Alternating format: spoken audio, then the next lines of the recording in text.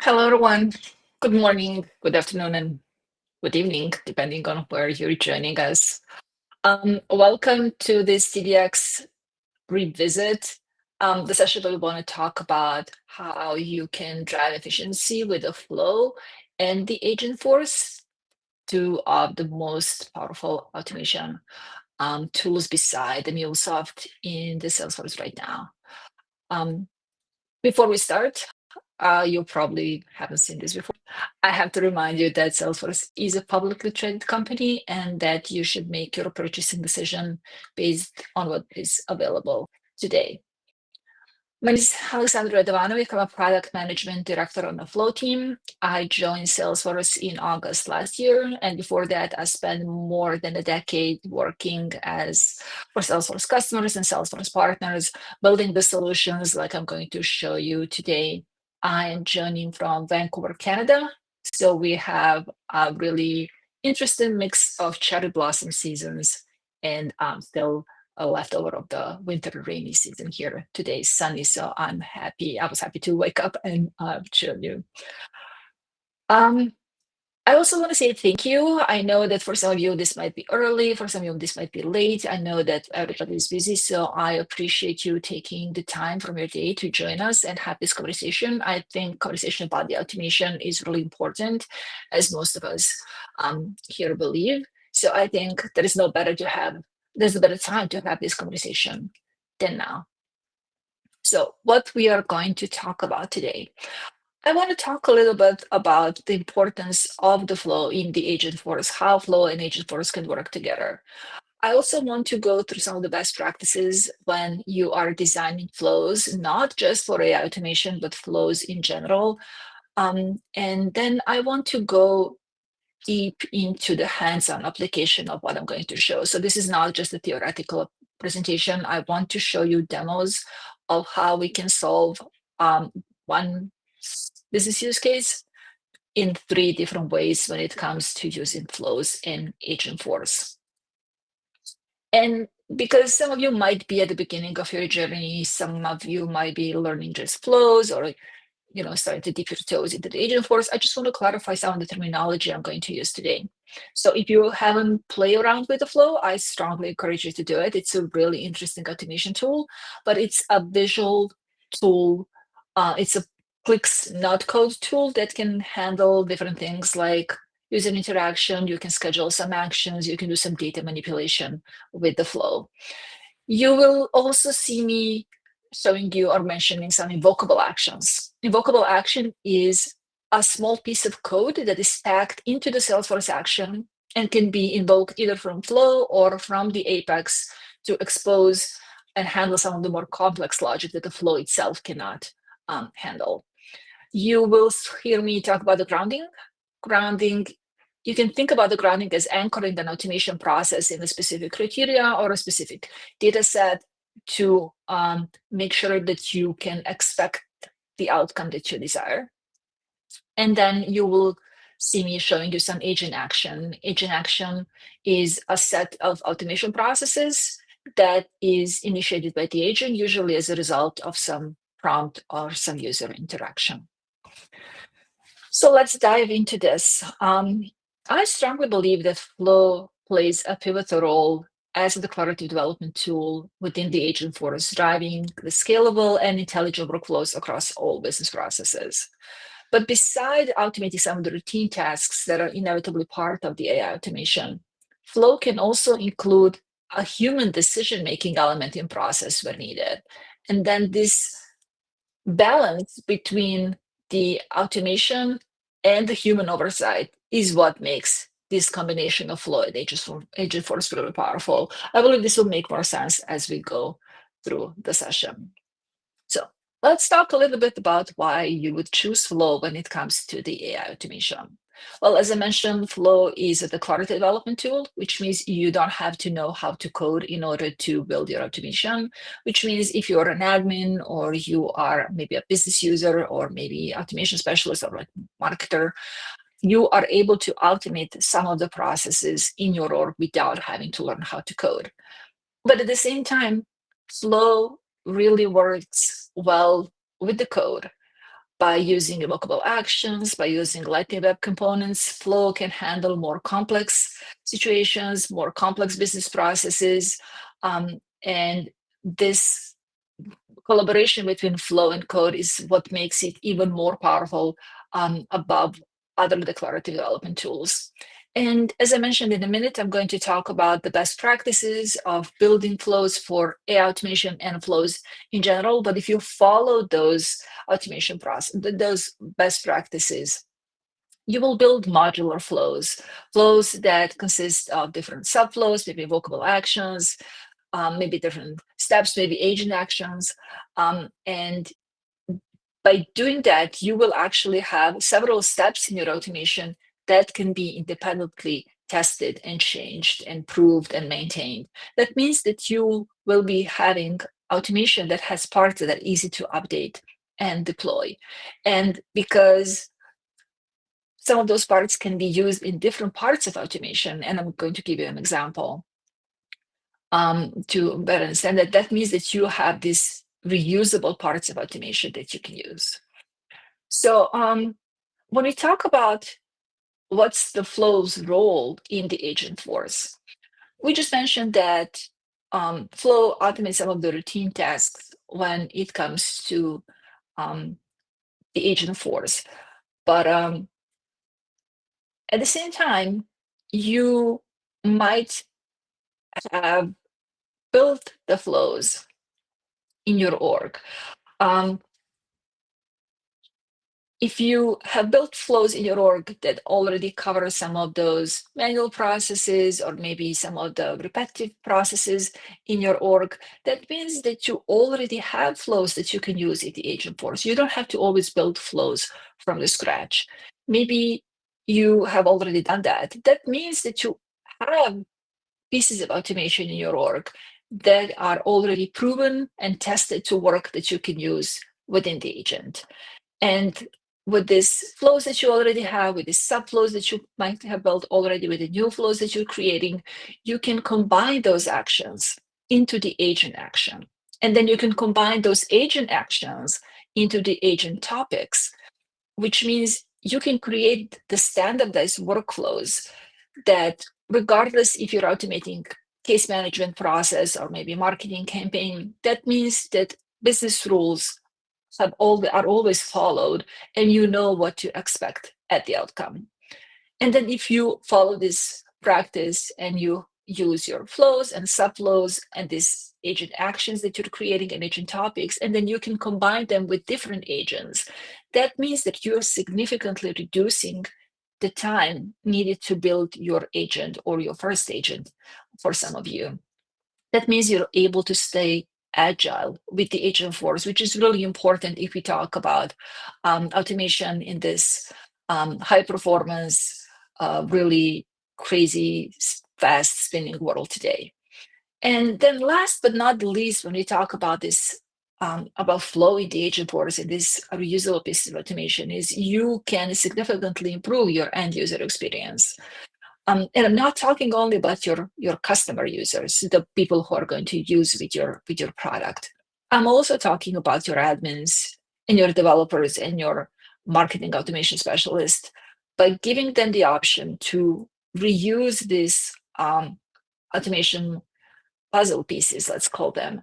You are actually enabling them to unleash their creativity and then try to create these intelligent workflows at scale. So let's talk about how we can design flows for the AI automation.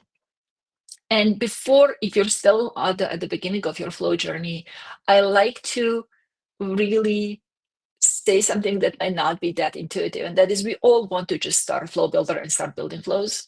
And I urge you to resist that. I think the most important thing before you start building anything is understanding what you're going to build. So my suggestion is understand your scenario, understand your business process, and then outline it end to end, and make sure that you outline every step in your business process that you're going to automate, so you can understand and make a plan which step is going to be flow or a subflow or maybe bookable action, maybe agent action. So if you want to build one large flow, you can do that. Nothing is going to stop you. And that might work for you. But in case you want to change, make some tweak in the process, that means that you would have to take that large flow and make the small change in it. And then you have to test it again and deploy it again. And it takes time to do that. And then if you want to build slightly different but very similar process, then you have to build another large flow and then do the same thing. So that doesn't sound like a very scalable solution. And that as it grows and your org grows and your automation tool grows, that's really hard to maintain. So how can you make this scalable solution? Well, by breaking this large flow into the smaller steps and then creating one modular flow that's going to contain some of these elements. How do you break them into smaller steps? Well, as I mentioned, by using subflows, invocable actions. And then you want to make sure as well that each of these subflows, each of these elements is focusing on a single function, because that way you have some sort of separation of concerns. You can ensure that you can easily maintain, test, and update that part. So maybe it's going to be easier. Let's talk about the example. So let's say you have a robust case management process in your org, and you have an automation, or you want to build an automation that is handling case closure process. So what happens when the case is closed? This case status field gets updated. You maybe want to send an email to the customer, letting them know that the case was closed. You want to send an email to account executive, letting them know that their customer case is now closed. You want to send an email with a CSAT survey to the customer, making sure that they're satisfied with how the case was resolved. Maybe you want to create a knowledge article from the case solution. So all of these steps can be created as subflows or invocable actions, depending on the complexity. And let's say now you get requests from your business user saying, we want to update additional fields on the case record as we are closing the case. That means that you can go and reuse subflow that is updating the case status field when case is closed, and just tweak that subflow and add 2 more fields. You don't have to change any of the rest of the processes or the steps in the automation. But let's go a step further. Let's say you have professional services in your org. And when the customer is done with your professional services, you also want to send that customer a CSAT survey to see how they are satisfied with the engagement. That means that you can reuse this subflow that we created for the case closure process, and then plug that subflow into a different automation process, handling your professional services closure or follow-up or automation. So by doing that, you actually have this reusable piece of automation that you can use in different processes. And as you update, you maintain it in different systems. And just a side note, and this is not specifically tied to the AI automation, but when you're building flows, and we're going to build a lot of flows if we have this modular flow approach, it's important to use the consistent naming convention, because you're going to have a lot of flows. It's going to be important for you to be able to find those flows in a logical way, and also be able to have some idea what the flow is doing by just glancing over the name. So the formula I'm suggesting, and that I like to use when I used it when I was a customer, is have this combination of object underscore flow type underscore action. So in our example, if we are looking at the subflow or a flow that's updating case status when the case is closed, that flow could be called case underscore after save, because that is something that it's a record trigger flow in the after save context, and that underscore update status. So that's a lot of theory that I just talked about. We're going to go through 3 different demos, 3 different scenarios that I'm going to show you how you can combine flows and AI. The first one is I'm going to show you how you can use template triggered prompt flows to ground the data in the prompt template, and then use that to provide some information. The other demo I want to show you is how you can use this flow and template trigger flows and template prompt to create agent actions. And then I want to go full circle and show you how the agent that you create can empower your flow to be more intelligent. And as I mentioned before, we start building anything, we want to make sure that we understand what our business use cases. So what we want to achieve with these demos. We want to summarize all open cases on the account, but we want to have an option to do that manually so we can enable it for a human oversight. Maybe you want to make sure to check what the case summarization looks like before you actually decide to store that information on the account. But you might have a lazy manager who doesn't want to do this oversight, who just wants to have the summarization done in an automatic way. So we want to make sure that we can support both of these requests. So let's dive into the demos. So the first one we're going to look at, it's a template triggered from flow. And let's look at this. So this is a template triggered from flow. If you haven't created before, I'm going to go through the flow to explain each of the elements, but this is what we're going to use to ground the data in our template or prompt template. So if we open the start of the flow, you will see that we're setting this input type for automatic inputs because we're invoking this in the prompt template. I'm selecting a field generation template capacity because I'm going to store this information in a field. And then as an object, I have an account because I'm going to store the information on the account. I'm going to pull information about all the cases. So I'm looking at the object case, and I have two conditions. One is that account ID on that case should be equal to the account where we're storing this information. And the second one is I'm checking the status of the case because I want to summarize only open cases. I'm checking this case is not closed. I want to store all the case records, and I'm storing all the fields so I can choose which one I want to use. Then I go to the decision element and I'm looking, are there any open cases on this account? If there are no open cases, I don't want to waste any resources. So I'm just going to add to the prompt instruction that there are no open cases. I don't want to do anything in this case. But if I have cases on the account, I have to go through the loop. And then for each of these cases that I found, I'm going to go from first to last item. And I'm going to store the information through the prompt that I want to use. And because I'm summarizing the case, I want to have some basic information like account ID, created date, maybe some case number, and then the rest of the information that might be relevant for your support managers, like description, status, case priority, case subject. So it looks like a pretty simple flow. Let's see how I'm going to use this flow. So I'm going to go to the prompt builder, and I have a prompt template here called summarize all open cases on the account field. And under the object field, you can see that I have a support request summary field on the account where I'm going to store this summarization. In the workspace area, I'm giving the instructions for the LLM. And I'm saying that I want to provide summary of all open cases on the account.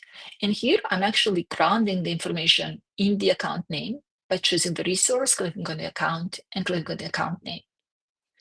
I'm also giving the rest of the instructions for the LLM. I'm saying that I want to have just one paragraph.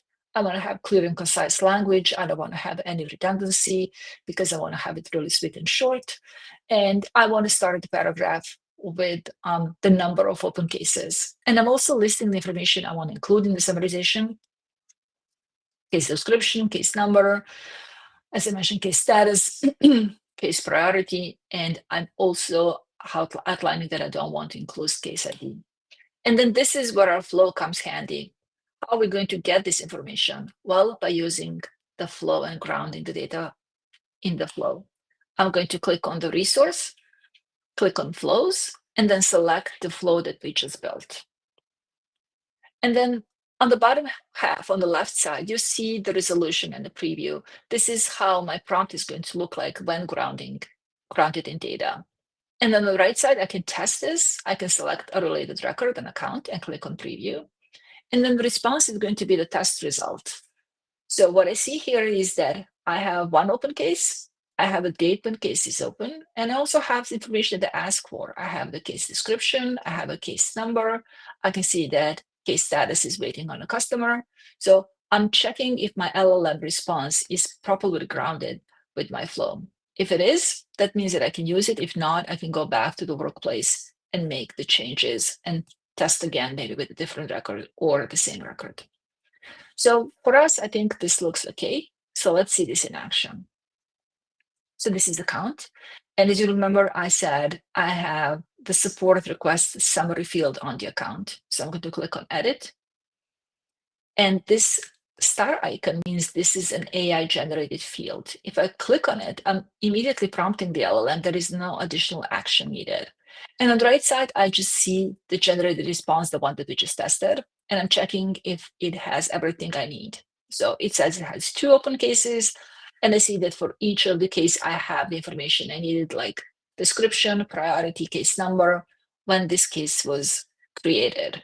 So if this looks good, you can click on this use button and populate the value in a field. If not, you can regenerate it again. I think this is good. We're going to click on use. You can make some manual changes if needed here. As I mentioned, you can click on regenerate, or you can click on save if this information looks good to you. So that was the first use case. Let's go a step further. Let's see how we can use the flows and this prompt template that we just created and build that as agent action. So this is the flow that we just built. This is the flow that's providing us with the information about the case summarization. But what if we want to add more information, maybe about the customer? Then we're going to create another template, prompt template trigger flow to get the contact information. So let's go again through the flow. We're going to look at the flow. This is an automatic input flow because we're using it in a prompt template. We're setting it up as a field generation one, and then we're going to use an account object because we're looking at the account. For contact criteria, I'm looking just at the contact ID, account ID and the contact is equal to the account ID where we're going to store this information. I'm going to look at all the contact records. We're following the same logic. If we have no contacts, then we don't want to use any resources. We're just saying that there are no related contacts. But if we do have the contacts, then we again going to go through the loop for each of them, first item to the last, and capture the information we want to summarize. And we're adding that to the prompt instructions. For contacts, we want less information than the case. So we're adding account ID, first and last name of a contact, and an email in case we want to reach out to the customer. So this flow looks similar. Let's see how we're going to use that in a prompt template.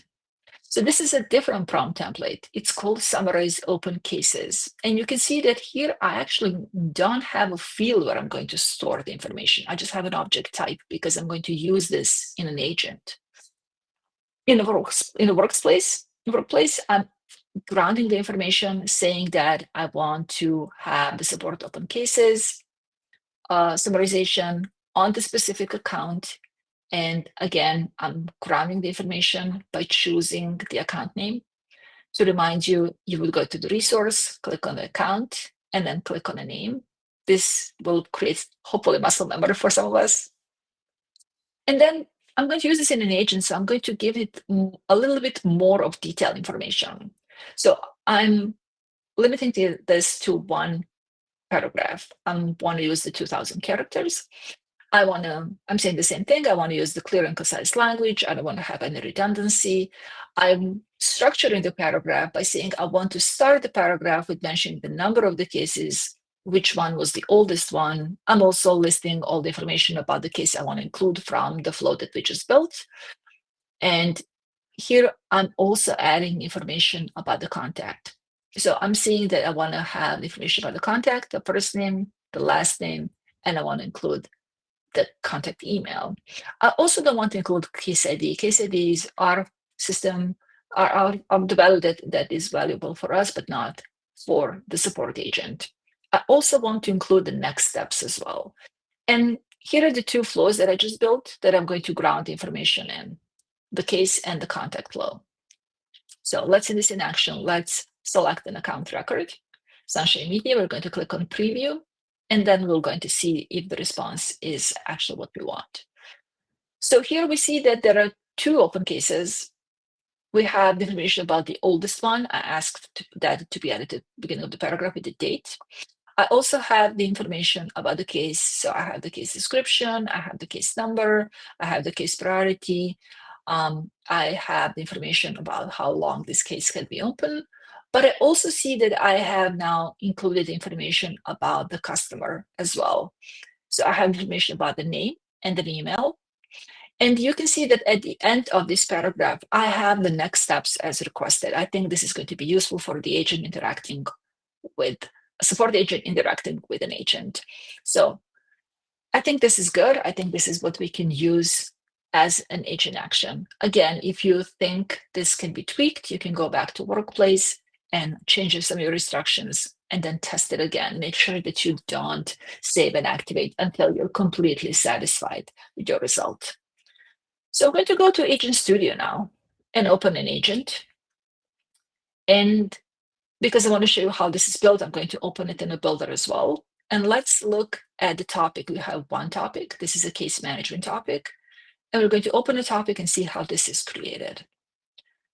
So under topic configuration, I actually have some description what this topic is doing. This is going to be a case management topic. I'm also looking at the scope, what this agent can do within this topic. Create cases, update cases, provide information about the cases, give some case comments, and then I'm giving an instruction similar to what we have done. So it has to have a human readable format. We don't want to include case ID because that's not important. We want to make sure that we understand which contact we're providing the information for.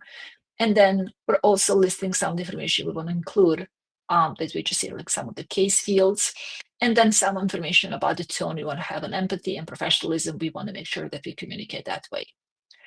Under the topic actions, we have 7 actions. We can see based on an icon that the first 2 of them are flow. We have some standard actions coming with an agent, and then the last one is this prompt template action we created. Let's look at the flow action first. So this is an auto launch flow. It's a really simple flow that's actually checking if the contact we're giving to the flow exists. And if it does, we're getting the related cases for a contact, which means we're checking if the contact ID is the same as a contact ID on the case. And because I want to have all the cases for the contact, I'm storing this information in a record collection. And then I have some fields that I want to use for this record collection summarization. So this is all the cases for the contact. The second flow is getting a case by case number. So it's a similar one. It's an auto launch flow checking if the contact exists. If it does, I'm going to get information about the case based on case number, which means I have 2 filter criteria. One is checking if the contact ID on a case is the same, and then looking at the case number on a case. And because I want to have just one case based on the case number, I'm storing the information in a record variable.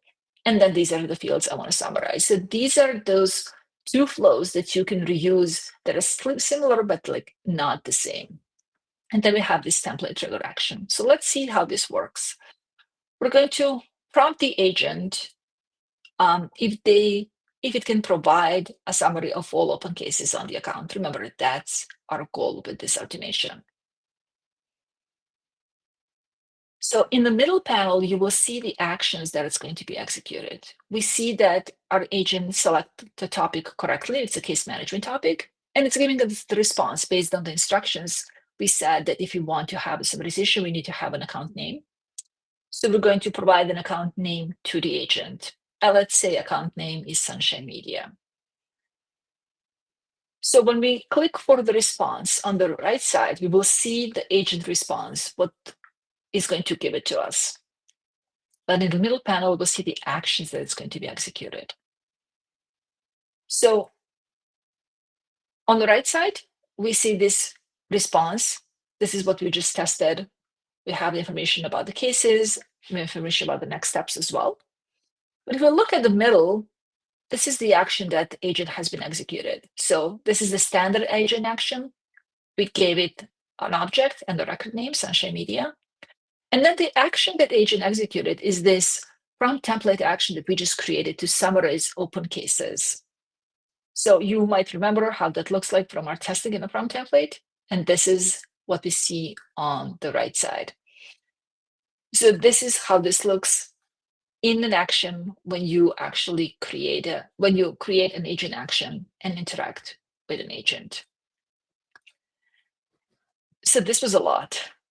And if you think this is a lot, buckle up, because we're going to go full speed now. So as a reminder, we built a prompt template trigger flow. We created a prompt template to summarize the cases. Then we created an agent action from the flows and from a prompt template. And now we want to go full circle and create a flow that's going to invoke agent that's going to do the summarization. So let's see how we're going to do that. Before we dive into the flow, I want to look at how we created this agent action.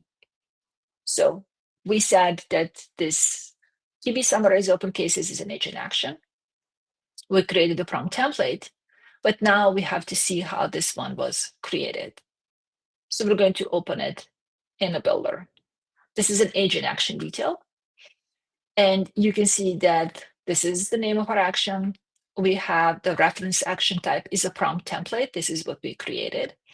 And then we have this part where it's agent action configuration, which is really important. Besides giving it a label, we're also giving instructions to the agent.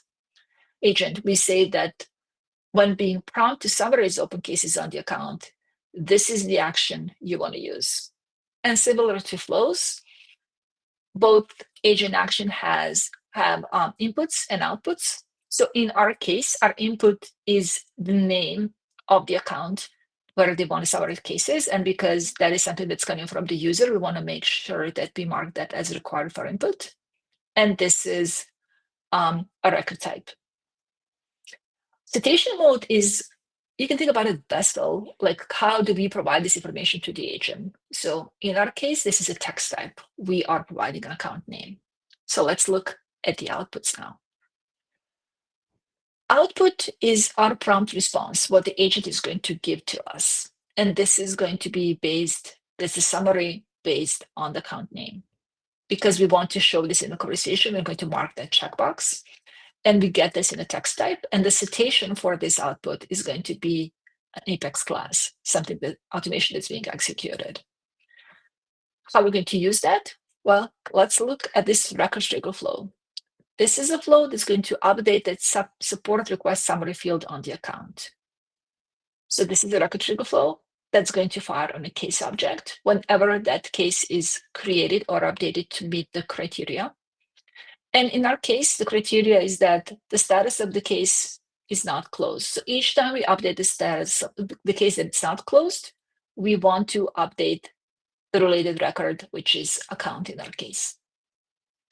So what we do, we get the account information, what we want to update. We'll look at the account object. When ID on the account is the same as the account ID on a related case, and we're capturing that account information. And then this is where this magic happens. When you create an agent, you automatically get this action created for a flow. So let's open this action. We give the action the name summarize open cases in the account. And in the inputs for this action, we just have a plain English language. We're asking the agent to summarize all open cases on the account with a name, and then we're giving it the name that we got from this get account info element. And because we want to store this information to use it in the field, we're actually having a manually assigning variables. So we're just assigning a variable where we're going to store the agent response. And here's a quirk. Agent response is a JSON format. And if you have ever looked at the JSON format, it's really not user-friendly. So we have to create an invocable action. It's a simple action that's going to just process agent response and parse it into human readable format. And we're then going to store the information in a different variable. So we're giving it the agent response parsing and then storing it in a different variable. It looks simple. And then I'm going to store this nicely human readable format on the account object. I'm going to check if the ID of the account is the same one on the case. And I'm going to store this format output in the support request summary field. And because I want to follow the best practices, I also have the custom error element to handle the. So let's see how this works. Let's click on the debug. We're going to check this flow for if the case is updated. I'm going to select the case, and then I'm going to update phone to email as a case origin. So click on run. And on the right side, if you haven't done this before, you will see the steps, what happened in the flow. So we can see that we give this flow a case ID, that this case actually fulfilling all the conditions. We got the account information related to this case. And then we provided the information in the agent action. We want to have summary cases on this account ID, and we provided the name for the account. And then if you look at the output, this output is understandable, but like not nicely formatted. And this is what we want to use to parse and store in the field. So what we do, we process that, we push it to the invocable action, and you can see that in the output of the invocable action, we have the same text, it's just a better formatization. And then I'm just updating that field on the account with this nicely formatted output. So this is a debug. This means it looks as it should. It works as it should. Let's look at this in action. I just want to quickly glance at this invocable action because I don't want you to be scared about it. It's really simple. I'm providing resources at the end. You can look at the code through the resources, but this is just taking this JSON format, deserializing it, and then parsing it. So it's just nicely formatted. So let's see how this works on the account record. So this is the account. Remember, we have this support request summary field, and on this record, this field is empty. So I'm going to go to one of the cases. I'm going to select one of the cases, and we will update maybe this case progressed, and it's not a question. It's now actually a problem. So we're going to update and save, and then go back to the account to see what happened. And you can see that under this field, I now have summarization that it's really nicely formatted. I have two cases. For each of the cases, I actually have the information about it.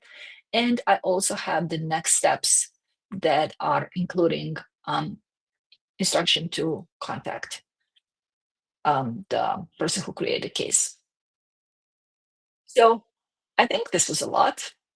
I want us to quickly remind ourselves what we've just seen and what we went through, and what I hope you will go and test in your sandboxes after this. Developer orgs with Agentforce are available now for free, so you don't have a lot of excuse not to try this yourself. So here's what we've done. We created a prompt template trigger flow to ground the information in a prompt template. We then went to the prompt builder and created a prompt template that can manually populate the case summary in account. Then we created agent actions, some from the flows, some from the prompt template. Then we created an agent, and we talked to the agent, and we saw how agent is using this agent action that we just created. And then we created a record trigger flow and invoked the agent from the flow to automatically update the field on the account. So just a little bit of a reminder of what we talked about there, because I really hope you will go and try this in your orgs. One reminder is don't try to build flows before you know what you want to automate, so you can make sure that each step is appropriate piece of information, piece of automation. And make sure that you're designing modular flows so you can make them easier to maintain, easier to needed, and then you can also improve the flow performance. It makes sense to combine flow and AI in some of the cases, but not all of them. So you don't have to always just combine flow and Agentforce in all the actions. But again, this goes back to make sure that you understand what you're building. Make sure that you have your plan, and then see what makes sense to be just flow or subflow or maybe agent action or combination of all we've got today. And as I mentioned, this is just the beginning of your learning. You can continue to learn. This is a QR code. I have resources in this link, and I'm keep updating resources as more things are being published. I think, Isabella, we were going to make this available as a recording after the meetup. So if you didn't have a chance to scan it or you don't want to do it now, you will have a chance to revisit. And again, I want to say take time to say thank you. I think this is important, and I appreciate you being here for this conversation. Awesome. Thank you so much, Alexandra. Just a lot of folks raving about this presentation. They're really excited about the capabilities. And so I thought we could just take a few questions from the Q&A tab. A reminder, folks, if you do have a question for Alexandra, please post it in the Q&A tab. So to kick us off, Massimo is wondering, what is the optimal granularity for subflows / invocable actions? So that depends on what you want to do. So maybe, as I mentioned, if you outline your process, it might make sense to go to a very granular level. Like we just saw, like you want to have a subflow that's just pulling information about all the cases on the contact, because you might have a use case where you want to use that part of the automation in different places. Maybe you want to summarize information about the open cases on the account. Maybe you want to use that when you're sending in a flow to summarize that information. Maybe that's a part of the email notification that you're sending. So there is no too low level, like there's no like it's too granular for a flow. I think it just depends on your automation processes. So planning makes sense. And I think even revisiting from time to time, maybe you have a flow that's doing maybe 3 actions because it made sense at the time.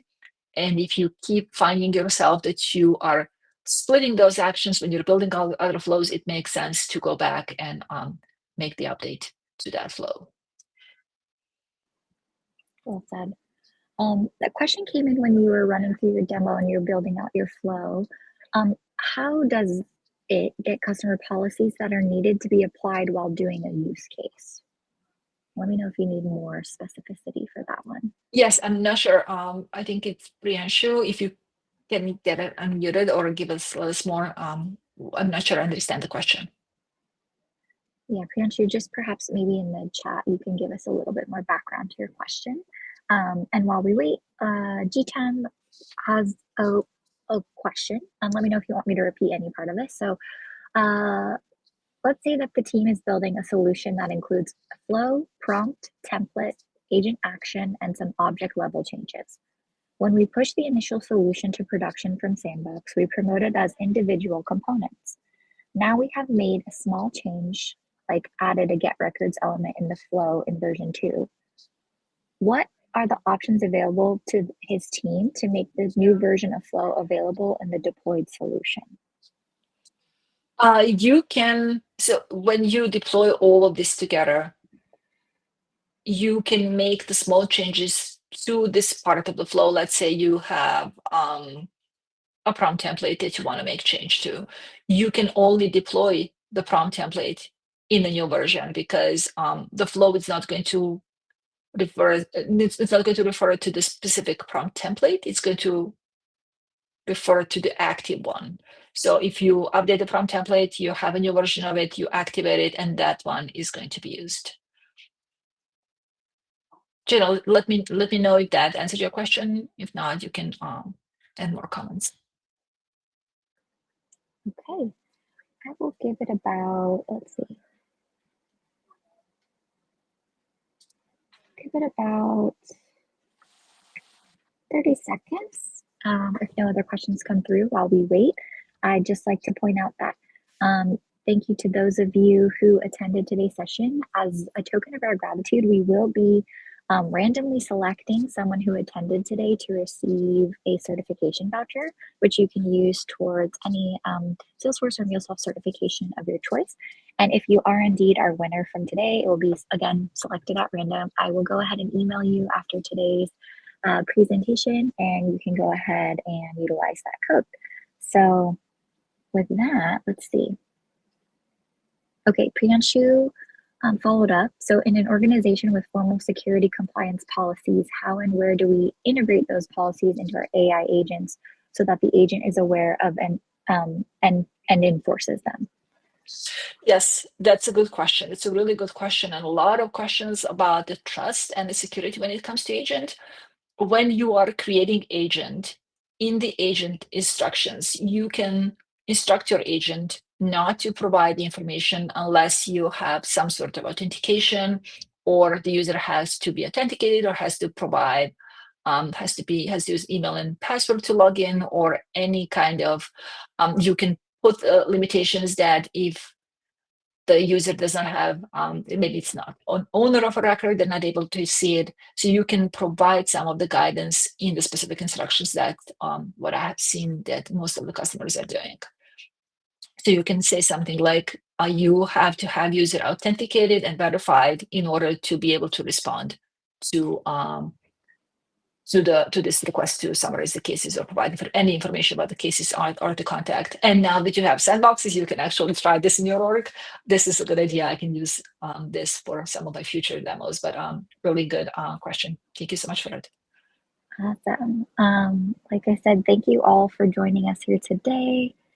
Oh, we have one more question that's come in before we wrap up. So do these instructions work like guardrails?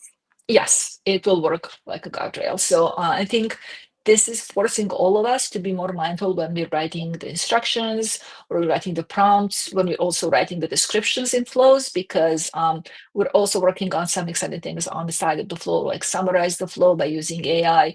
So by using the description and by using these instructions, we're kind of setting the limits or the expectation of what can we have as an outcome. Awesome. Okay, just a few quick housekeeping items before we adjourn here today. A reminder, folks, I will be in touch with one lucky winner from those of you who joined us today to receive a certification voucher. Again, it can be used towards your choice of certification from Salesforce or MuleSoft. Wonderfully enough, Tony has scanned the QR code and provided the link here in the chat to Alexandra's resources from her presentation today, but I'll also be following up with the recording in an email, hopefully later today, but if not later today, then early tomorrow, which you can revisit at any time and get access to the links that were shared. With that, thank you so much, Alexandra, for leading us through today's presentation. Folks are very, very happy with the content. And to our audience, thank you for joining us. We appreciate you taking time out of your busy schedules to be here with us today. We look forward to seeing you at our next event. Thank you so much for having me. Of course. Bye, everybody. Bye. Bye, all. Ciao for now.